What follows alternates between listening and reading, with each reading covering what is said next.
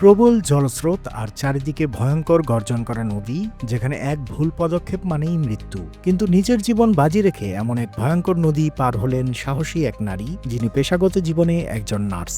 আর তাই তিনি নিজের জীবন বাজি রেখেই উপেক্ষা করেছেন সকল ভয়ডর। কারণ নদীর ওপারে মৃত্যুর সঙ্গে লড়ছে মাত্র 2 মাসের একটি শিশু।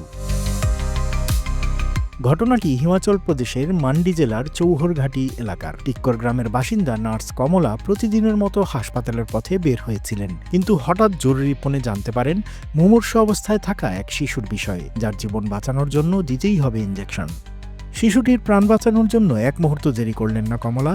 কিন্তু সমস্যা হলো, সেই শিশুটির কাছে পৌঁছানোর যে রাস্তা তা মোটেও সহজ নয়। এই পথেই আছে একটি খরস্রোতা নদী। টানা বৃষ্টিতে নদীর ওপরে থাকা সেতু আর ফুটব্রিজ ভেসে গিয়েছে। ফলে একমাত্র উপায় প্রচণ্ড স্রোতের মধ্যে পাথরের উপর ভর দিয়ে এগিয়ে যাওয়া। সেই কাজে যথেষ্ট ঝুঁকি রয়েছে। পা পিছলে গেলে যে কোনো মুহূর্তে ভেসে যাওয়ার আশঙ্কা রয়েছে।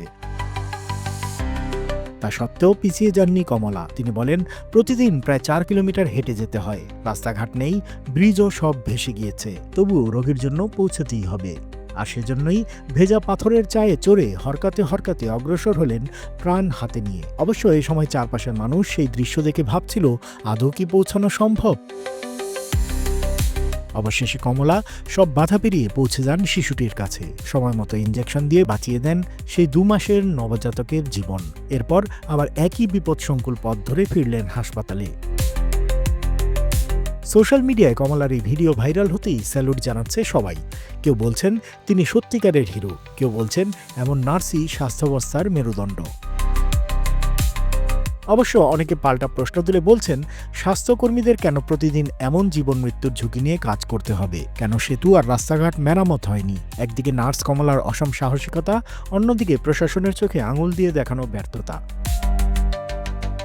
মানুষের প্রাণ বাঁচাতে তিনি যেভাবে নদী পার হলেন, তা যে প্রমাণ হলো সেবা শুধু দায়িত্ব নয়, বরং এ এক মহৎ ত্যাগ।